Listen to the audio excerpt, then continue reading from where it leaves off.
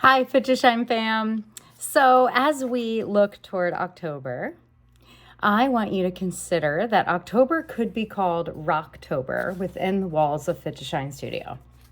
I'm really excited about what we have coming up because I have noticed that so many people in our network are struggling right now, struggling with life things, struggling with motivation, and classes have been really low, but not because people don't want to be there, because they're lacking the motivation to get in the door or to get out the door from their house into the studio and to make the decision to do what they know will make them better. And so I thought during this Rocktober, we wouldn't just say, let's go, let's get there and say that we're going to do these things. Let's talk about how we get our butts out of the door and into the studio to do the things that we know make us better humans, better parents, better friends, better spouses, better workers. So as we talk about rocking Rocktober, I want you to consider a word called self-efficacy.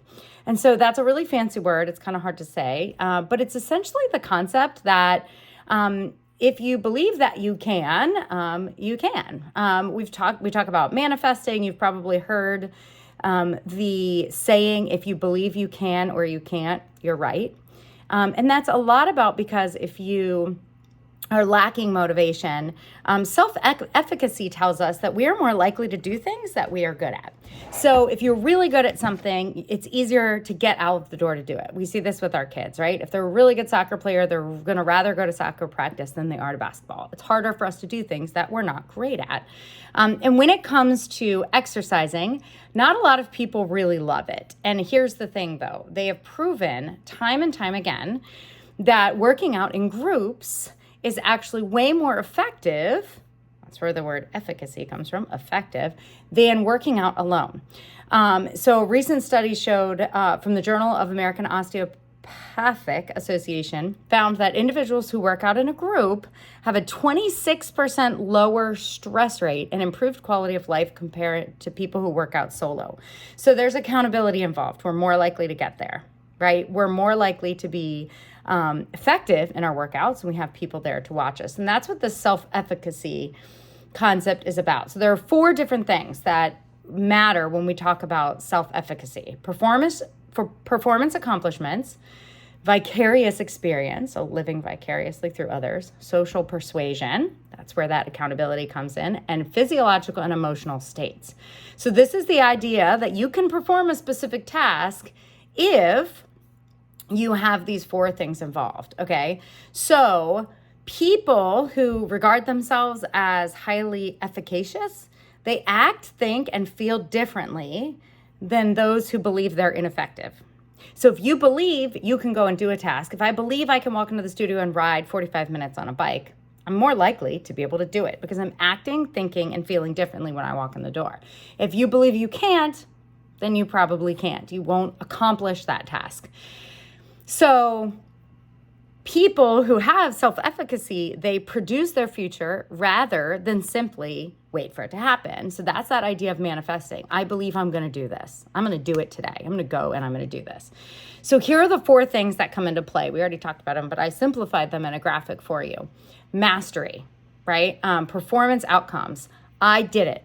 I am tracking that I did it. I showed up. I went. I did it. Check. Or I rode longer today than I did yesterday. Or I did a downward dog comfortably today better than I did yesterday. So always becoming your best self. And the performance shows you that you can do it, right? You can see that you're accomplishing it.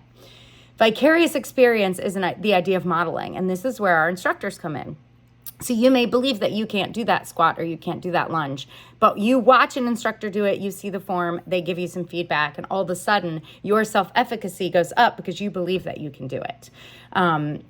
You're living vicariously through other people's experiences, and in that group atmosphere, your brain is going, oh, I see Joette accomplishing that task. Joette is like me, I can do it too. Verbal persuasion, so this is that encouragement. Again, instructors, this is where we come in. Verbally encouraging someone along, or your friend that you brought with you and you see them rock their chair pose or something else in class, doing an effective and awesome squat, and you're like, yeah, good job. That is that encouragement. And then lastly is that emotional state. Just the idea of, do you believe that you can do it? Your emotional state is going to affect how you can do a specific task.